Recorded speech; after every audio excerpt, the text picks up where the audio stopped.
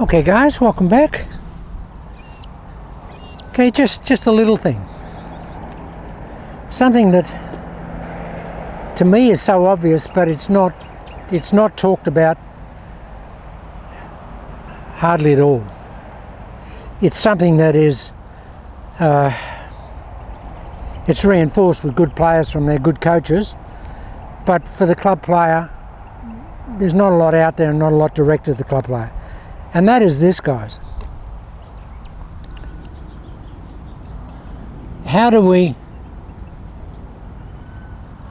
maintain the correct position of the club and the arms structurally in the backswing and stop manipulation? Guys, I think it's basically this.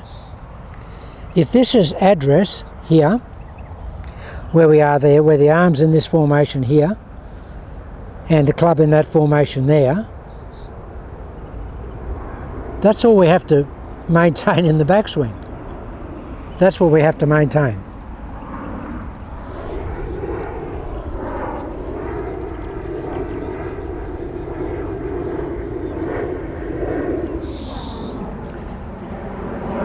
Simplistically this.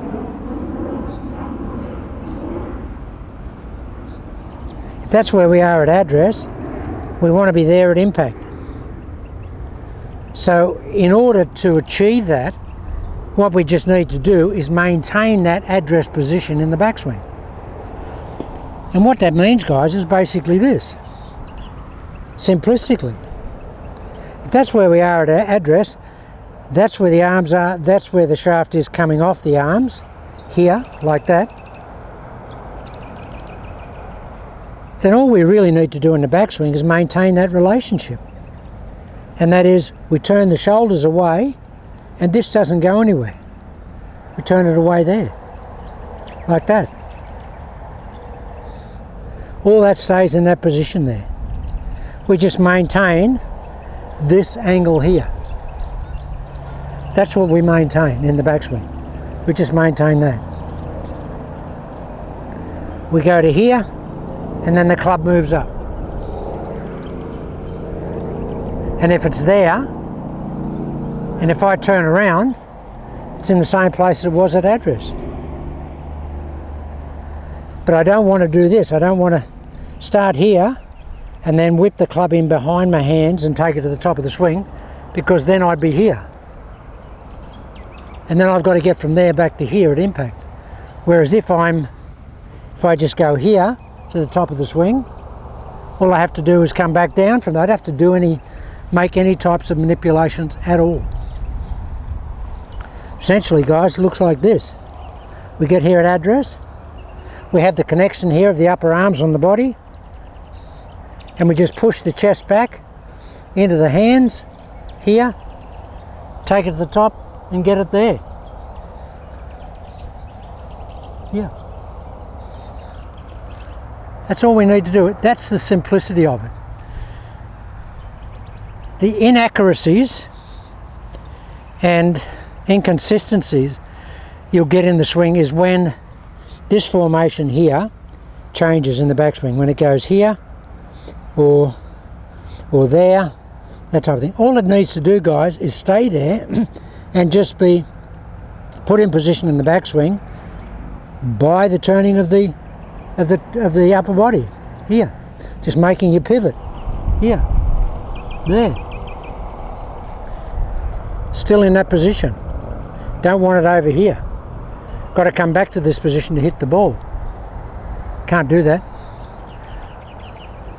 A lot of people do, but you just don't have any accuracy in doing that.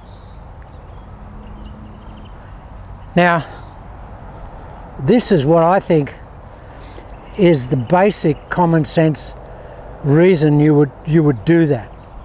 Guys, if this is address here, the only difference between address there and impact is this.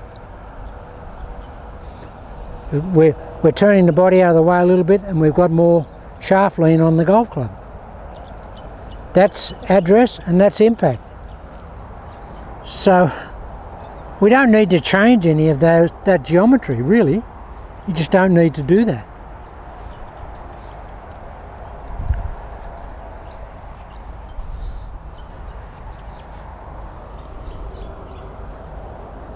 That's address, that's impact. Address, impact.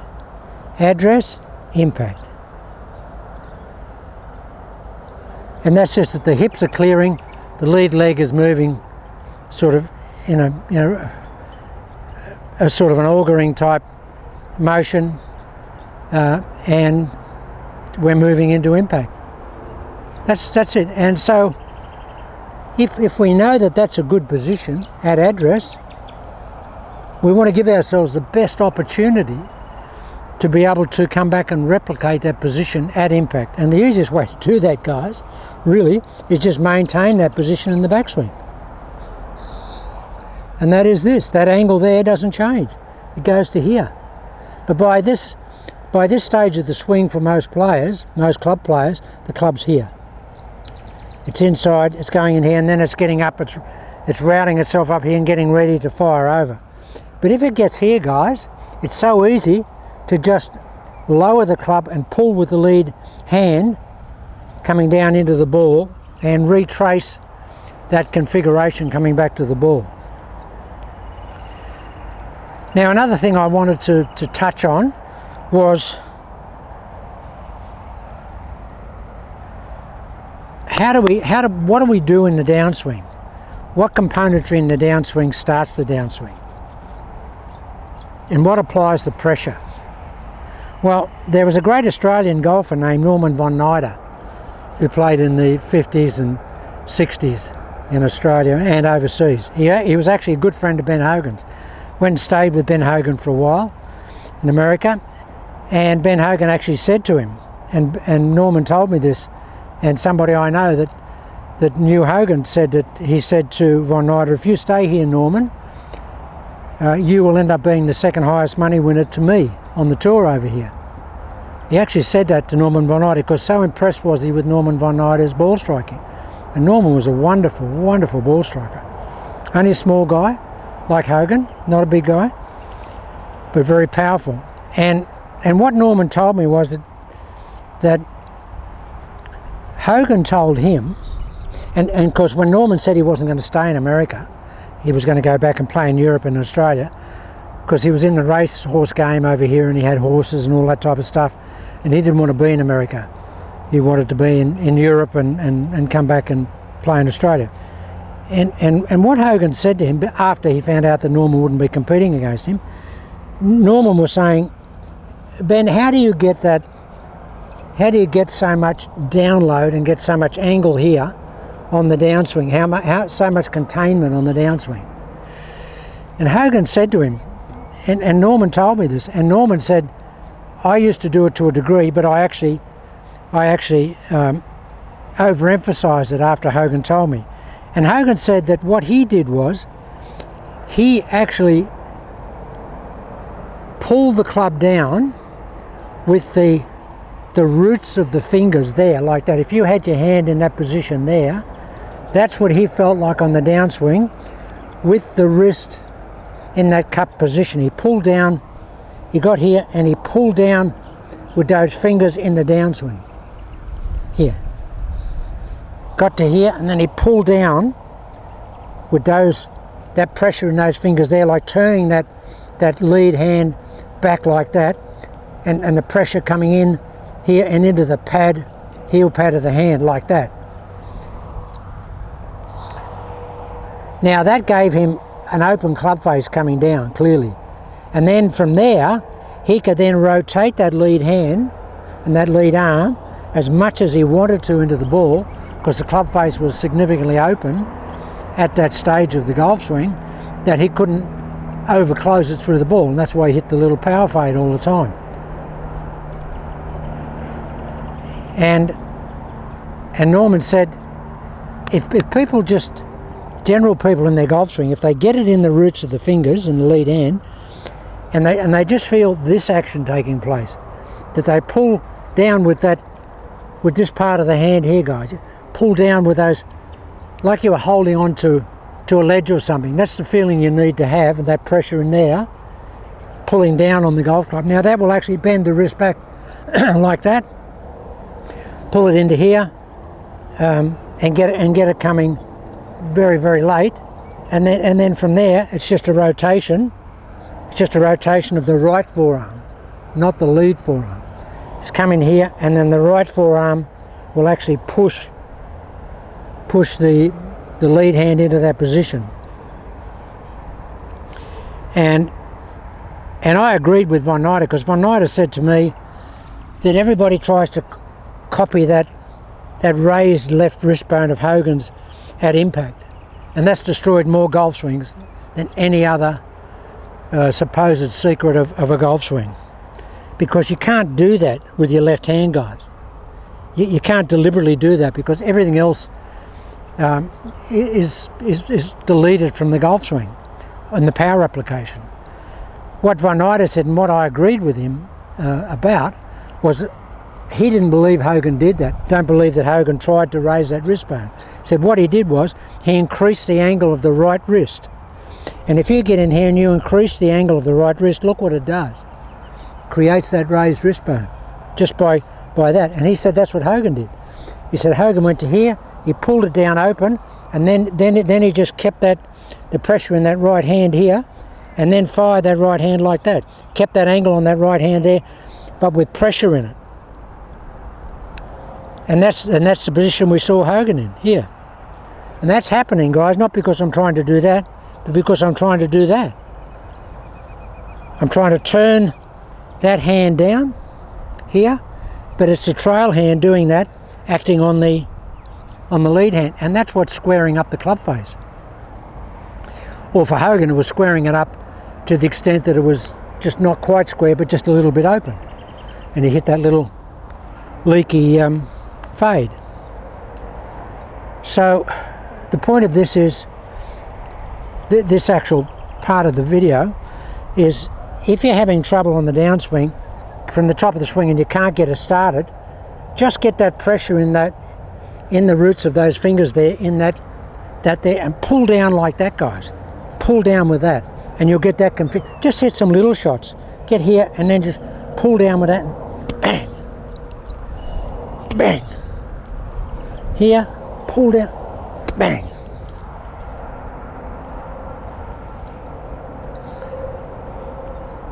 It's a very, very powerful move. Something you have to work on it to do it. I mean, it's just totally diametrically opposite to anything that the normal club golfer does. He just doesn't do that. Well, even a lot of good players don't do that. So the pressure point from the top of the swing, guys, here, is you pull down. You actually turn that wrist this way and pull down with this part of the hand here. You know, when we get calluses on those pads on the bottom of the fingers, well, just above that, that's where the pressure point is. And if you were trying to hang onto a wall like that with your fingers, or a beam, and you were trying to hold onto it there, that's how you would hold it. And Hogan told Norman that. And Norman was a wonderful ball striker. I don't think there was anybody that in Australian golf that was as good a ball striker as Norman Von Nyder in his era, or even on the European tour. So, yeah, guys, so that's just something that you can try. So here's our address position here. We don't want to change that angle. When we go into our pivot here, that angle just stays there. Here, on the downswing, we just do that. Here, and then we just fire that angle of the right wrist into the ball, here. We don't try and hold that wrist up, we just fire that angle. Crease that angle there, but fire it down, fire that right hand down. That's complex stuff, but just give it a go. Just hit one up here.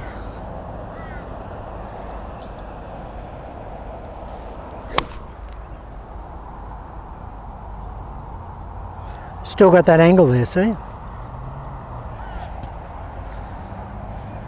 Okay guys, just something to have a look at. It's complex stuff, and if you've been someone who's been a roller inside like that all your life, very hard to think I'm just going to take the club back like that. Yeah. There. Essentially, it'll feel like the club head is way outside the arm or the hand, but it's not. There it is there. But it will feel, for someone that rolls it inside here and gets it in behind the lead forearm, it'll feel like the club's way outside. But it's not, guys. I just proved it. Look. Here, that's where it is, that address. I just take it back there, keeping this formation here. So I'm doing there. If I turn around, it's exactly where it was at address. Not outside the hands. Well, it's not outside the line. It'll feel like it's going out there, but it's not. The turn of the body will always take the club on an arc inside. The only people that ever take the club outside the line are people that don't turn their body at all and just push their hands out there. They do that. That's the only way you can take the club outside the line. If you turn your shoulders from address, the club has to go inside. It has to arc. It must arc. Here. There.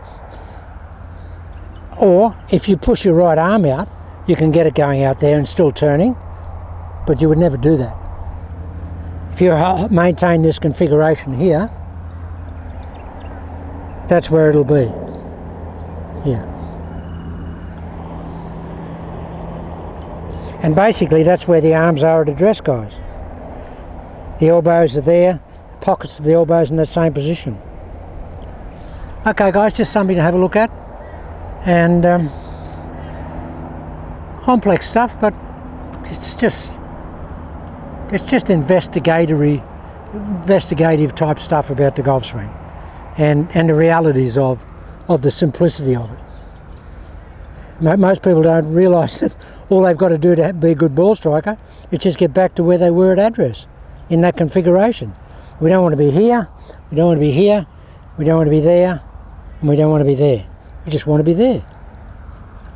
Just want to be there, but we just want to be a little bit forward with the lead part of the body opening. Here. That gives you that little bit of angle. Okay guys, just something to have a look at.